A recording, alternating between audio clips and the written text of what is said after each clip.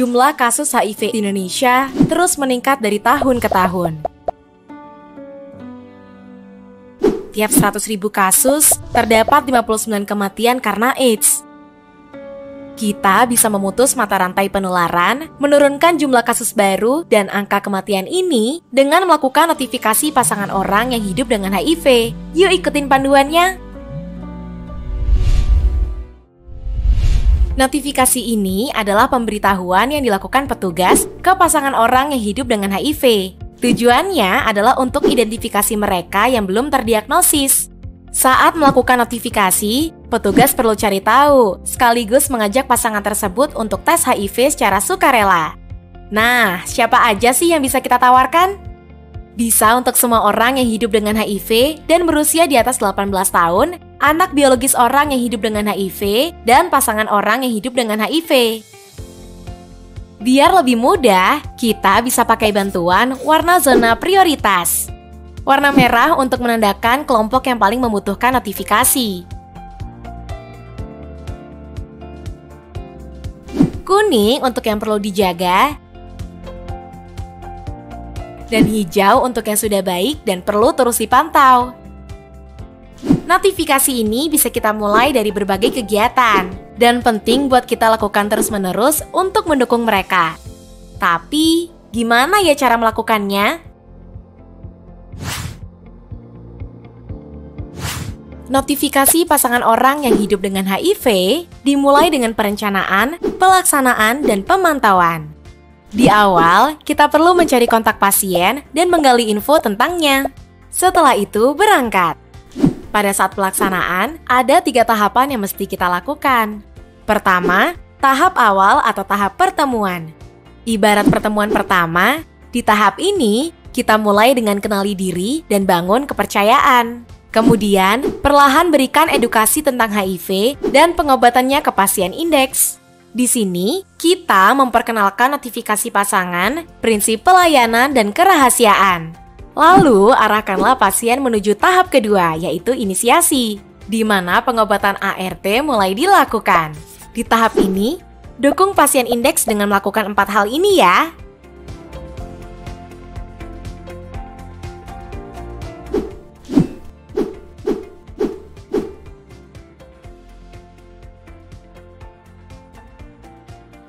Ketiga, tahap retensi. Tahap ini penting untuk mendukung pasien biar patuh menjalani pengobatan. Terakhir, jangan lupa untuk terus pantau para pasien serta pasangan dan anaknya ya.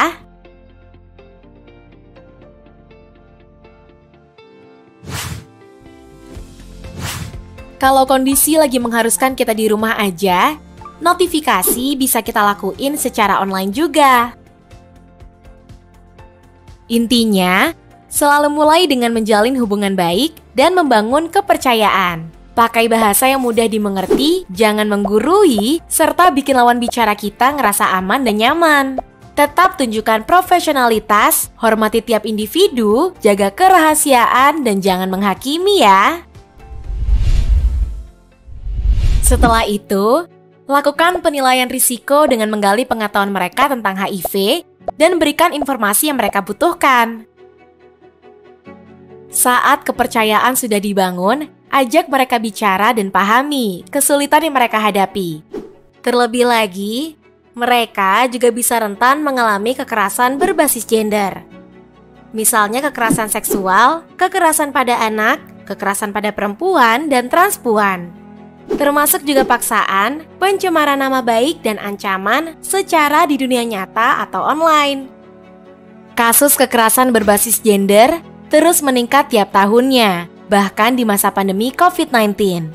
Untuk ikut bantu, korban dari kasus kekerasan fisik bisa langsung dirujuk ke layanan kekerasan yang sudah satu pintu dengan layanan kesehatan dan lembaga bantuan hukum.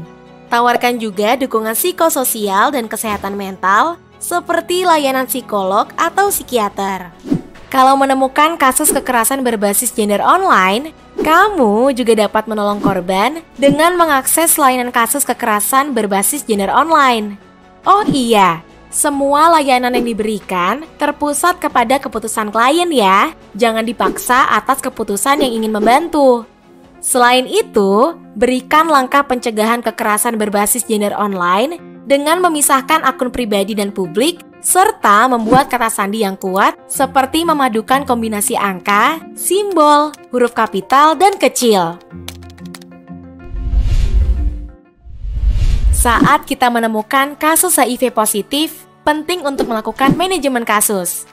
Hal ini dilakukan untuk memastikan mereka agar segera terapi ARV dan patuh pada pengobatan. Manajemen kasus bisa dilakukan dengan 5 kegiatan kunci pada periode 5 sampai 10 sampai 15 hari. 5 hari pertama sejak hasil status HIV positif, kita harus memberikan dukungan emosional, mendampingi ke layanan kesehatan, serta mencari tahu keberadaan indeks texting.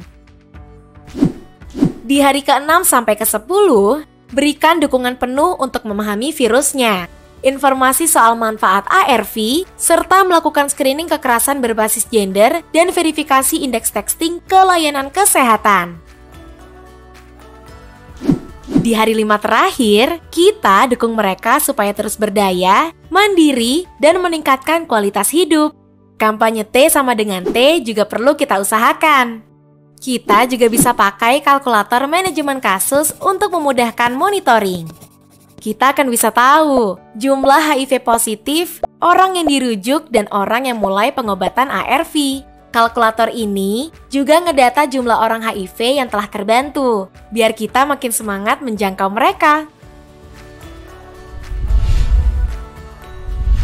Untuk memudahkan notifikasi, kita juga bisa pakai pendekatan kelompok dukungan sebaya, yaitu sesama orang yang hidup dengan HIV. Pendekatan KDS ini bisa mengurangi isolasi dan stigma, serta ningkatin dukungan sosial dan kualitas hidup. Diharapkan juga, KDS bikin pasangan orang yang hidup dengan HIV mau lebih terbuka dan ikut tes HIV. Pelaksana notifikasi pasangan orang yang hidup dengan HIV juga harus melakukan pemantauan dengan pencatatan dan pelaporan. Ada 4 langkah yang mesti dilakukan pada proses ini, dengan 3 peran utama yaitu petugas penjangkauan, fasilitas layanan kesehatan, dan koordinator lapangan. Proses ini penting untuk memantau hasil notifikasi pasangan orang yang hidup dengan HIV.